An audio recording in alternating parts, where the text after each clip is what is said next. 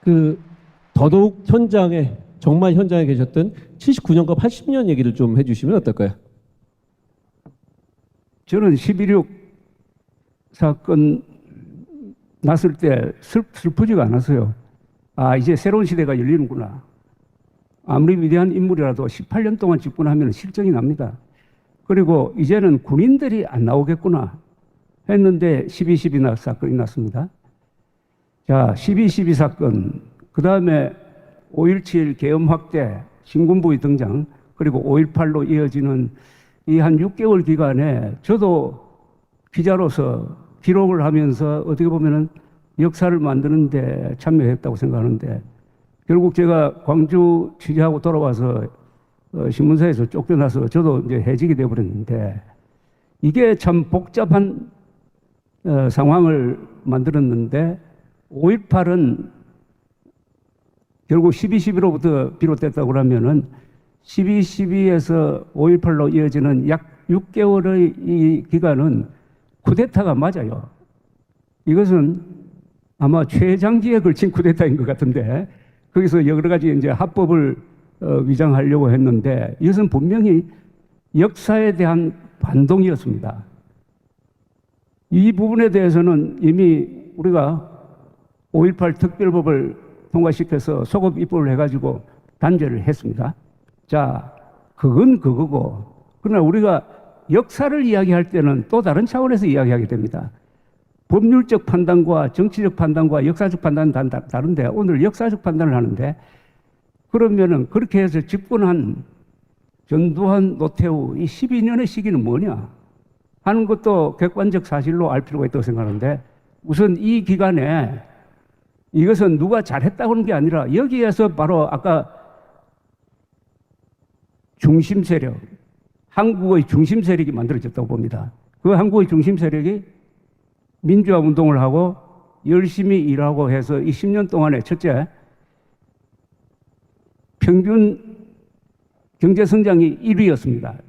그리고 중산층이 만들어졌어요. 무역 흑자, 물가 안정, 그리고 국민들의 열화와 같은 민주화 운동이 일어나면서 결국 1987년 6월 29일 군부 세력과 민주화 세력의 타협이라고 볼 수 있는 6.29 선언이 만들어지고, 그의 개헌이 이루어지고, 그 대통령 선거에서 노태우 후보가 당선이 되고, 그 이듬해 서울 올림픽이 되고, 지금 우리가 제6공화국에 살고 있습니다. 6공화국. 그러면 이걸 어떻게 볼 거냐 하는 것은 각자의 판단의 영역이라고 생각하면서 여지를 남겨두고 싶지만은, 이 1980년대에 제가 현장에서 느꼈던 것은 대한민국의 대전환이고 대한민국의 대전진이었습니다.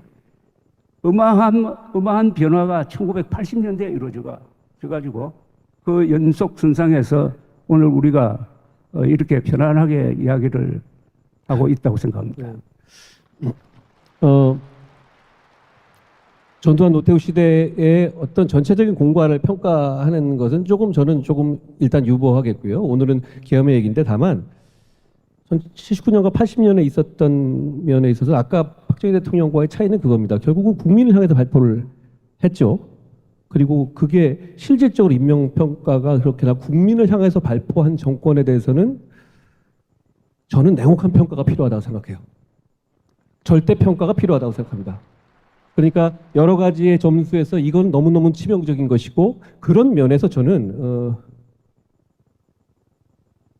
전두환 정권을 우리 보수의 하나의 축으로 인정하는 것에는 전 찬성할 수 없어요. 이유는 뭐냐면 그게 너무 국민들에게 선명하게 가 있고 우리의 보수의 기본적인 자유민주주의에 반하기 때문이죠. 다만 그 시기에 뭐 김재익 씨를 중용을 하는 과정에서 나온 어떤 경제적 성과, 그런 부분은 또 별도로 이 평가해야 될 부분이라고 생각합니다. 그런 면에서 저는 그 시기에 있었던 분들에 대해서 안타깝게 생각하는데, 좀 여담입니다만 그게 있어요.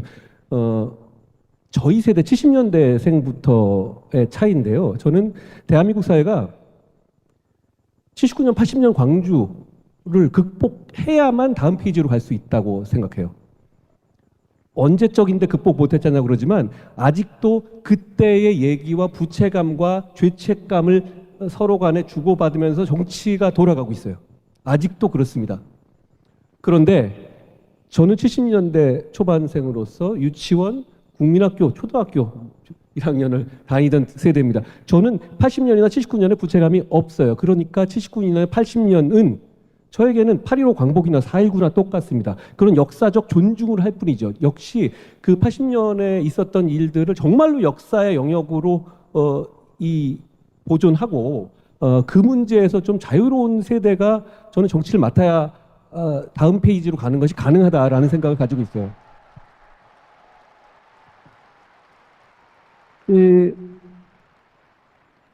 역사를 볼 때는 그 관점이 최고로 높은 관점에서 봐야 된다고 생각하거든요.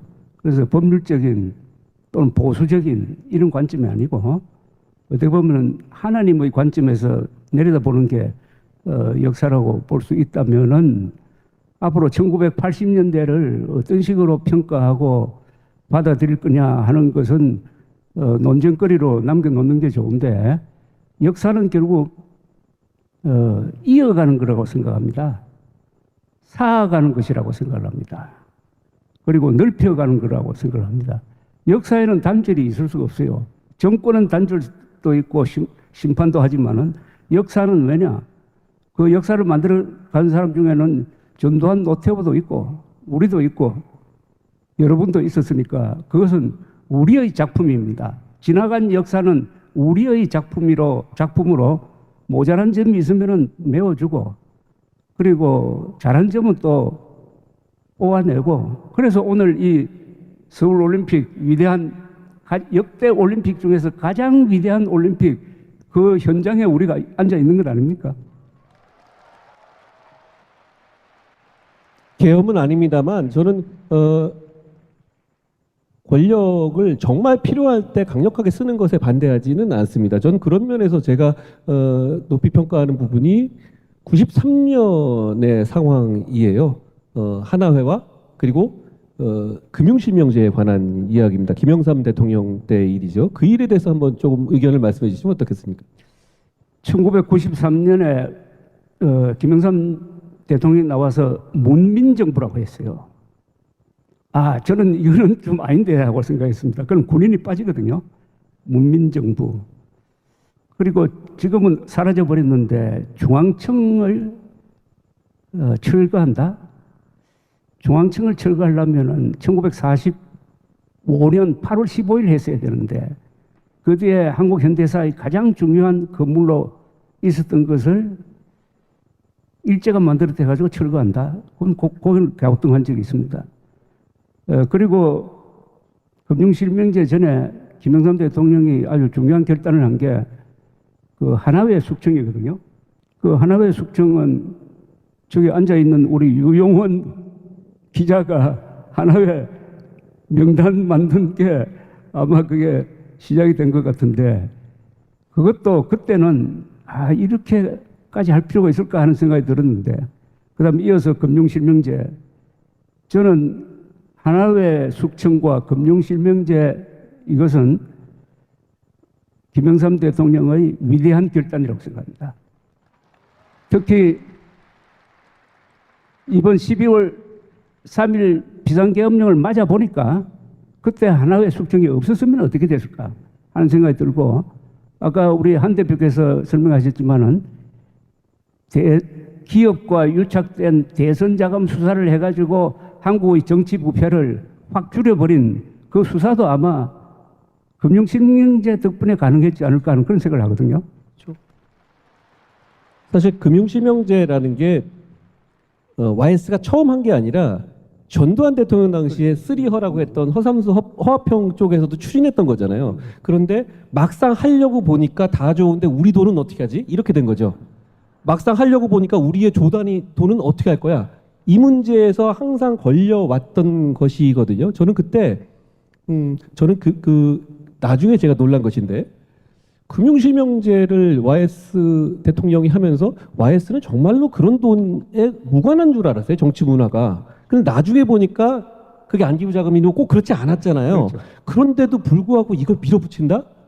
저는 이거는 굉장히 애국적인 직관이었다고 생각해요. 그리고 그 문제에서 그 한 돌다리를 넘어서지 않으면 어떤 대통령도 그거를 굳이 왜 내가 할 때 해야 되지라고 했을 결단이라고 생각합니다.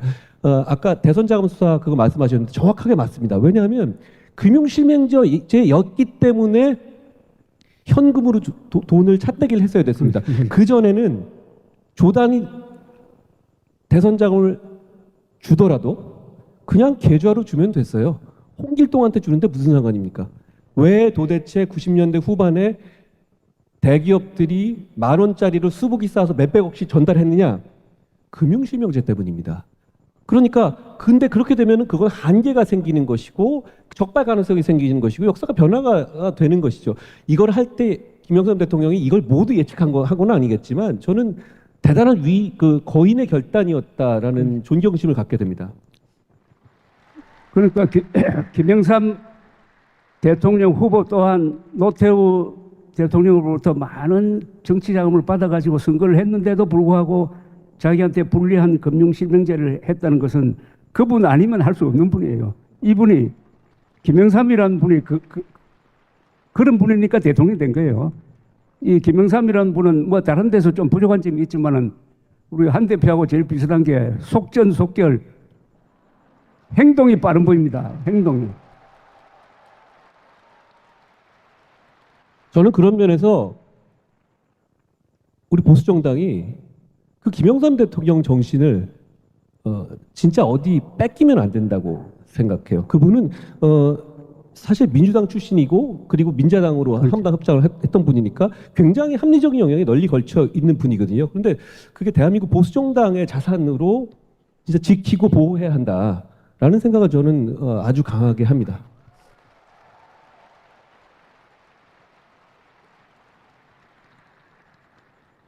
김영삼 대통령이 물러난 다음에 그때 김대중 정부 시절에 대북 굴종 정책을 펴니까 또 김대중 대통령을 또 비판을 많이 했습니다. 그래서 제가 별명을 붙였어요. 이분은 한반도의 모든 독재자와 싸운 사람이라고. 남한의 독재자뿐만 아니라 북한의 독재자를 상대로도 싸우는 분인데 바로 그런 정의감. 그런데 우리 한 대표